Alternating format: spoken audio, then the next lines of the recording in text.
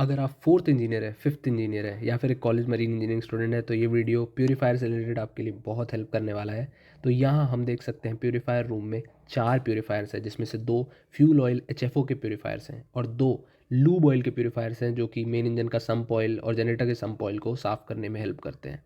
तो यहाँ पे सबसे पहले हम लोग बेसिक्स ऑफ प्यूरीफायर की बात करते हैं।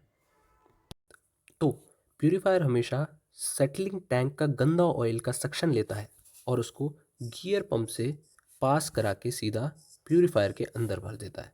सेटलिंग टैंक जनरली 20 टन से 30 टन का उसका कैपेसिटी होता है सेटलिंग टैंक का, जिसमें गंदा फ्यूल ऑयल भरा होता है और वो बंकर टैंक से ऑयल को लेता है, जिसमें कि ज़्यादा ऑयल होता है, 500 टन 1000 टन ऑयल होता है। ट्रांसफ़र पंप के थ्रू उसको वो सेटलिंग टैंक में ट्रांसफ़र कर देता है और सेटलिंग टैंक गियर पंप के थ्रू उसको प्यूरीफायर में भेज देता है। प्यूरीफायर अब एक ऐसा इक्विपमेंट है जो कि सेंट्रीफ्यूगल के फोर्स से यहाँ से इसका गंदा ऑयल इसके अंदर आता है प्यूरीफायर में, और वो गंदा ऑयल का स्लज जैसे जैसे सेंट्रीफ्यूगल फोर्स की वजह से ये रोटेट हो रहा होता है मोटर के हेल्प से, तो जो गंदा ऑयल है और जो गंदा स्लज है वो हमारा बाहर इकट्ठा हो जाता है, सारा स्लज, और जो साफ़ ऑयल है वो यहाँ से ही वापस ऊपर आके आउटलेट से प्यूरीफायर के बाहर आ जाता है। और इस प्यूरीफायर के आउटलेट पे जो बैक प्रेशर होता है, वो बैक प्रेशर को, उसी प्रेशर को हम बैक प्रेशर कहते हैं।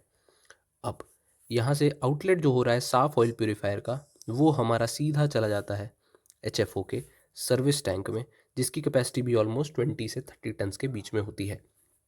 यहाँ से जो साफ़ ऑयल है अब 90 से 100 डिग्रीज़ के बीच में उसका टेम्परेचर होता है, और यहाँ से वो ऑयल कुछ फ़िल्टर्स से पास होने के बाद, एक या फिर 2 फ़िल्टर से पास होने के बाद वो रेडी होता है हमारे मेन इंजन और जनरेटर में जाने के लिए। मेन इंजन जैसे कि प्रोपेलर घुमा रहा है और हमारा जनरेटर शिप की लाइट्स, नेविगेशन और बहुत सारे इक्विपमेंट्स को चलाने में हेल्प कर रहा है। इसका मतलब है कि प्यूरीफायर एक बहुत ही ज़्यादा इम्पॉर्टेंट इक्विपमेंट है, और अगर वो ख़राब है इसका मतलब ये है कि सर्विस टैंक में ऑयल नहीं जा सकता, और इसका मतलब है कि मेन इंजन और जनरेटर काम नहीं करेंगे।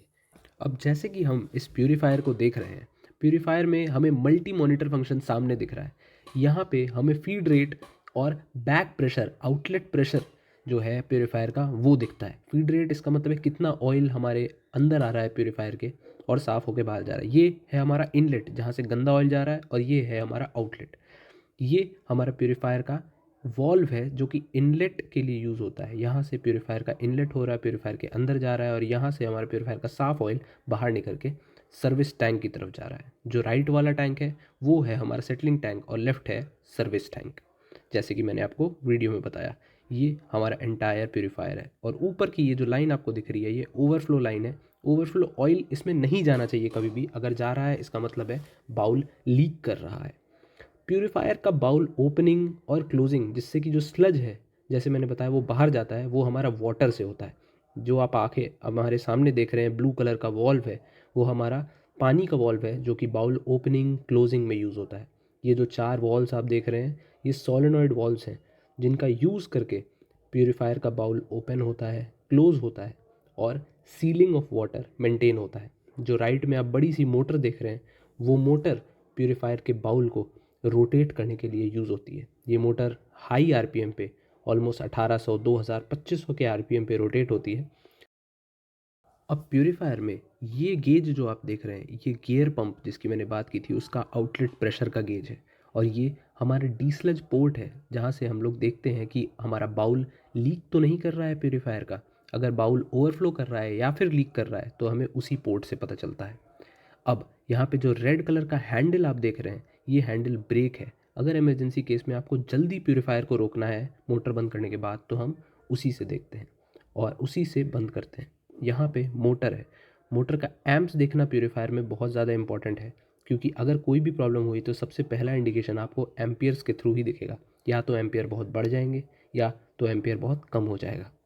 दोनों ही केस के रीजंस अलग हो सकते हैं। ये है हमारा प्यूरीफायर का सम्प ऑयल, जो कि वाइट नहीं होना चाहिए, उसका कलर मेंटेन रहना चाहिए, उसकी क्वालिटी मेंटेन रहनी चाहिए, और कंटिन्यूअस इंटरवल्स पे उसको चेंज करना भी इक्वली इंपॉर्टेंट है।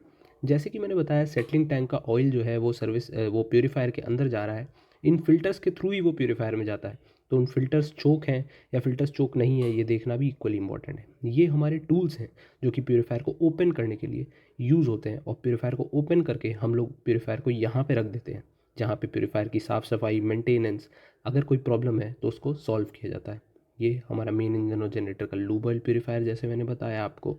और यहाँ पे हमारा मेन पैनल है, जहाँ से हम लोग प्योरीफायर को स्टार्ट, स्टॉप, इमरजेंसी स्टॉप या फिर डिस्चार्ज टेस्ट कैरी आउट करते हैं प्योरीफायर के साथ। आप देख सकते हैं 2 पैनल्स अवेलेबल हैं, जिसमें एक जो है नंबर 1 का है और दूसरा नंबर 2 फ्यूल ऑयल प्योरीफायर का है, और सेपरेटली जो थर्ड है वो लूब ऑयल प्योरीफायर का मेन पैनल है। जैसे कि मैंने बताया, सर्विस टैंक और सेटलिंग टैंक ऑलमोस्ट दोनों 20 मीटर क्यूब के हैं।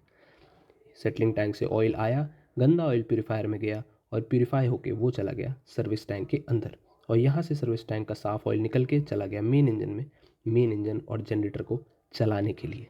This is the entire idea behind the purifier. That's it from my side.